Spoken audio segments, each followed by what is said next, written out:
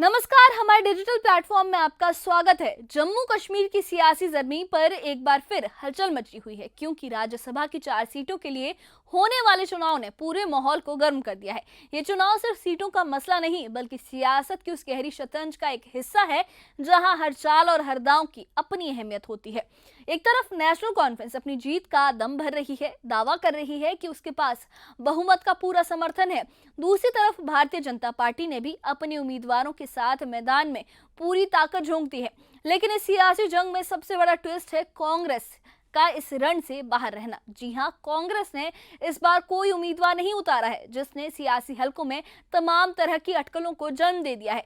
क्या कांग्रेस का ये फैसला नेशनल कॉन्फ्रेंस के लिए मुश्किलें खड़ी करेगा, क्योंकि उनका गठबंधन है, या फिर एनसी अपनी रणनीति के दम पर बीजेपी को मात देगी? बीजेपी का यह कहना है कि वो राष्ट्रीय हितों के नाम पर विधायकों का समर्थन हासिल कर लेगी, जबकि एनसी के नेता उमर अब्दुल्ला ने यह साफ कहा है कि बीजेपी सिर्फ एक सीट जीत सकती है, वो भी बिना सौदेबाजी के नहीं। इस सियासी जोड़तोड़ में कौन कितना दम दिखाएगा और कौन बाजी मारेगा, आइए इस खास रिपोर्ट के जरिए हम आपको ले चलते हैं जम्मू कश्मीर के सियासी जंग के हर पहलू तक। देखिए ये खास रिपोर्ट।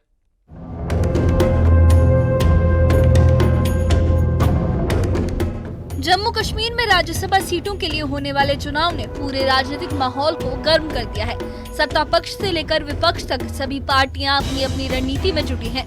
नेशनल कॉन्फ्रेंस का दावा है कि उसके पास बहुमत का समर्थन है, जबकि कांग्रेस ने इस बार चुनाव में अपना उम्मीदवार ही नहीं उतारा है, जिससे इस खेमे के अंदर मतभेद और गहराते नजर आ रहे हैं। एआईसीसी महासचिव और वरिष्ठ नेता जीए मीर ने इस मुद्दे पर बड़ा बयान दिया। उन्होंने कहा कि नेशनल कॉन्फ्रेंस को बाकी दलों को भी विश्वास में लेना चाहिए। जीए मीर के मुताबिक राज्य में सभी विधायक बीजेपी को वोट नहीं देंगे, क्योंकि पार्टी के अंदर ही गहरे मतभेद मौजूद हैं। उन्होंने ये भी कहा कि विपक्षी दलों को एकजुट होकर लोकतांत्रिक मूल्यों की रक्षा करनी चाहिए।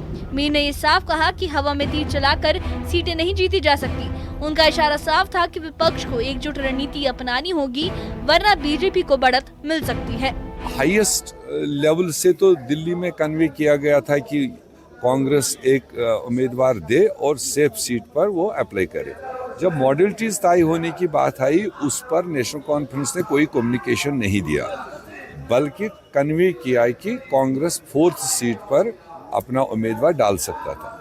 तो 4th सीट को लेकर पहले ही कांग्रेस ने स्टैंड ले रखा था कि उस पर हम अपना उम्मीदवार नहीं डालेंगे।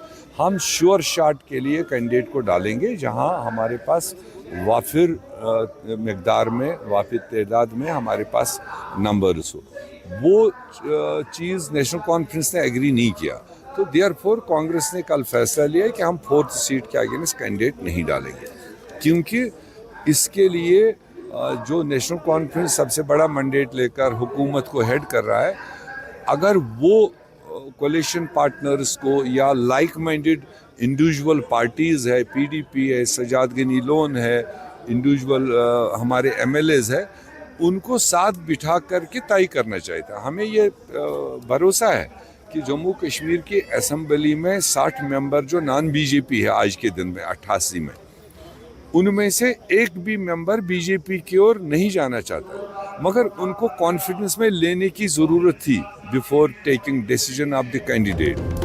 वहीं नेशनल कॉन्फ्रेंस की ओर से प्रवक्ता तनवीर सादिक ने कांग्रेस पर ही निशाना साधा। सादिक ने कहा कि ये दुर्भाग्यपूर्ण है कि कांग्रेस ने एनसी के ऑफर के बावजूद राज्यसभा चुनाव के लिए अपना उम्मीदवार नहीं उतारा। उन्होंने ये दावा किया कि नेशनल कॉन्फ्रेंस को स्वतंत्र विधायकों का भी समर्थन हासिल है और पार्टी राज्यसभा चुनाव में पूरी तरह आत्मविश्वास से भरी हुई है।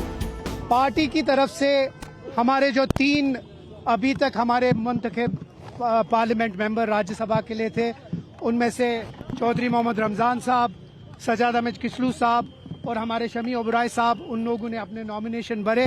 अफसोस है कि कांग्रेस ने नहीं माना, लेकिन हम आपकी वसादत से मैं हर एक सेक्युलर फोर्सेस को और सेक्युलर एमएलएज को ये अपील करता हूं कि जो भी हमारा चौथा कैंडिडेट होगा उसको कामयाब होगा। नेशनल कॉन्फ्रेंस के विधायक हसनैन मसूदी ने कहा कि कांग्रेस को बीजेपी को रोकने की रणनीति अपनानी चाहिए और इस मकसद में सहयोग देना चाहिए। उन्होंने ये साफ किया कि अगर कांग्रेस राज्यसभा मतदान की प्रक्रिया से दूर भी रहती है, तो इससे नेशनल कॉन्फ्रेंस की जीत पर कोई असर नहीं पड़ेगा। कांग्रेस सच में चाहता है कि कांग्रेस चाहती है कि सच में बीजेपी दूर रहे, क्योंकि जो भी उनका है ज़ाहिरन उनका मौकफ है, तो मुझे लगता है वो जो नेशनल कॉन्फ्रेंस का फैसला होगा उसी के साथ चलेंगे। वहीं मुख्यमंत्री उमर अब्दुल्ला ने राज्यसभा चुनावों को लेकर बीजेपी पर निशाना साधा है। उन्होंने कहा कि बीजेपी अपने दम पर सिर्फ एक सीट जीत सकती है, 3 नहीं। सीएम उमर ने ये दावा किया कि 3 सीटों पर जीत नेशनल कॉन्फ्रेंस की होगी और अगर बीजेपी को ज्यादा सीटें मिलती हैं तो वो सिर्फ धन बल और सौदेबाजी के जरिए ही संभव होगा। उन्होंने कहा ये चुनाव दिखाएगा कि बीजेपी का दोस्त कौन है और दुश्मन कौन। BJP cannot win 3 Rajya Sabha seats without doing horse trading. BJP cannot even win 1 seat without horse trading. They need 30 to win the 4th seat. They have 28. There is not a single MLA other than the 28 who are with the BJP that has shown any support for the BJP up until now in the last 1 year. Which means if they are claiming they are going to win 3 seats, it is money power, muscle power and the power of the agencies. Let us see. अगर वाकई डरा धमका के या खरीद के वो election जीतना चाहते हैं तो फिर वो साबित कर रहे हैं कि जो लोग बिहार में कह रहे हैं वो सही है। इसी बीच नेता प्रतिपक्ष सुनील शर्मा ने कांग्रेस पर तीखा हमला बोला। उन्होंने कहा कि कांग्रेस जैसी राष्ट्रीय पार्टी को अपने फैसले खुद लेने चाहिए, लेकिन आज उसके सारे निर्णय अब्दुल्ला परिवार के किचन में बनते हैं। सुनील शर्मा ने कहा कि कांग्रेस अब नेशनल कॉन्फ्रेंस की राजनीतिक रसोई में पकाए जाने वाले फैसलों पर चल रही है, जो उसकी कमजोर स्थिति को दिखाता है। नेशनल कॉन्फ्रेंस और कांग्रेस का नापाक अलायंस कभी भी यहाँ पे लोगों के हित में नहीं रहा। कांग्रेस हमेशा नेशनल कॉन्फ्रेंस की कठपुतली रही है। कांग्रेस को हमेशा नेशनल कॉन्फ्रेंस ने धिक्कारा है। कांग्रेस को हमेशा नेशनल कॉन्फ्रेंस ने धक्का दिया है। आज भी कांग्रेस घुटनों के बल नेशनल कॉन्फ्रेंस के सामने नतमस्तक है, सजदा कर रही है कि हमें कोई एक सीट दो। बड़ी बदकिस्मती है, हिंदुस्तान की इतनी बड़ी पार्टी अब्दुल्ला खानदान के किचन कैबिनेट में उस पार्टी का डिसीजन होता है कि इनका कैंडिडेट कौन होगा। 1975 में कांग्रेस की जब सरकार थी तब भी शेख मोहम्मद अब्दुल्ला को जेल से लाके इन्होंने चीफ मिनिस्टर बनाया था। आज कैसे कांग्रेस एक्सपेक्ट कर सकती है कि उनको कैंडिडेट मिलेगा, उनको इनकी सीट मिलेगी? ये बदकिस्मती है। कांग्रेस को मर्ज होना चाहिए। कांग्रेस खुद मुख्तियार कश्मीर में नहीं है। सियासी बयानबाजी के इस दौर में बीजेपी ने भी अपनी तैयारी तेज कर ली है। बीजेपी उम्मीदवार अली मोहम्मद मीर ने पार्टी नेतृत्व का आभार जताते हुए कहा कि मुझे भरोसा है कि इस बार सभी विधायक राष्ट्रीय हित को ध्यान में रखकर बीजेपी को वोट देंगे। उन्होंने कहा कि पार्टी ने मुझे जो जिम्मेदारी दी है मैं उसे पूरी निष्ठा के साथ निभाऊंगा। वहीं बीजेपी को ये उम्मीद है कि वो कम से कम एक सीट पर निश्चित रूप से जीत दर्ज करेगी। पूरे घाटी में बेहद खुशी है कि आज घाटी को एक रिप्रेजेंटेटिव मिल गया है। मैं पहले अपने हाईकमांड को बधाई देना चाहता हूं जिन्होंने मेरे ऊपर ये विश्वास जताया, खासकर नरेंद्र मोदी भाई को, defence minister of India Rajnath Singh को और अमित शाह जी को और तरुण चुग जी को, जिन्होंने मेरे ऊपर विश्वास किया और मुझे आज ये टिकट दे दी। मुझे लगता है कि तीनों के तीनों सीटों पर भारतीय जनता पार्टी जीत हासिल करेगी। आने वाले टाइम इंशाल्लाह 26 को फैसला हो जाएगा। 26 को वोटिंग भी और काउंटिंग भी है, उसी दिन पता चल जाएगा कौन किताब पानी में। देखो भाई साहब, हमें लगता है कि आज पूरे नेशनल से लोग जो है, जो नेशनल एमएलएज हैं, वो नेशन को सपोर्ट करेंगे, वो नेशनल काज के हित में वोट डालेंगे।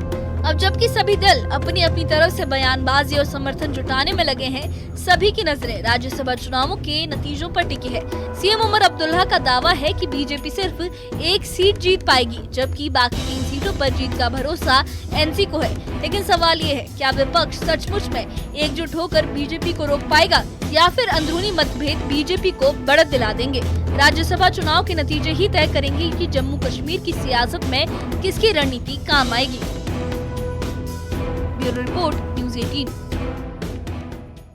जम्मू कश्मीर के राज्यसभा चुनावों का ये सियासी रण अब अपने चरम पर पहुंच चुका है। नामांकन का दौर खत्म हो चुका है और अब सारी नजरें 24 अक्टूबर पर टिकी हैं, जब ये तय होगा कि सियासी शतरंज में कौन बाजी मारता है और कौन मार खाता है।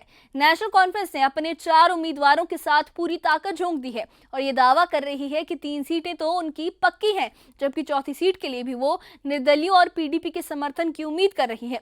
दूसरी तरफ बीजेपी का ये कहना है कि वो राष्ट्रीय हितों के नाम पर विधायकों का दिल जीत लेगी और कम से कम एक सीट पर अपनी जीत पक्की करेगी।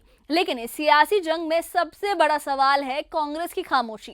कांग्रेस के इस चुनाव से दूर रहने के फैसले ने न सिर्फ सियासी हलकों में सवाल खड़े कर दिए हैं, बल्कि एनसी और बीजेपी के बीच तनातनी को और बढ़ा भी दिया है। उमर अब्दुल्ला का कहना है कि बीजेपी की जीत सिर्फ सौदेबाजी और धनबल के जरिए मुमकिन है, जबकि बीजेपी के नेता सुनील शर्मा ने कांग्रेस पर तंज कसते हुए कहा है कि अब कांग्रेस के फैसले अब्दुल्ला परिवार की एक रसोई में बन रहे हैं और कांग्रेस जो है वो अब्दुल्ला परिवार की रसोई में पक रहे फैसलों पर चल रही है। इस बयानबाजी और रणनीतियों के बीच ये चुनाव जम्मू कश्मीर की सियासत का एक बड़ा इम्तिहान बन चुका है।